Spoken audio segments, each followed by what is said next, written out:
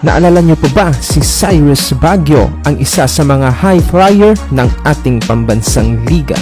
Bagamat naging maganda ang kanyang karera at nagbigay ng marka sa UST, nakakagulat na second rounder lang siya sa 2003 PBA draft. Pero dahil sa magandang sistema ni Coach Yeng, nabigyan siya ng tsansa upang mapakita kung ano nga ba talaga ang kaya niyang iambag sa liga. Sa bilis ni Cyrus Baguio at sa dami ng kanyang offensive bag, samahan mo pa ng mataas na vertical jump, ay madami talaga siyang pinaiyak na depensa sa liga.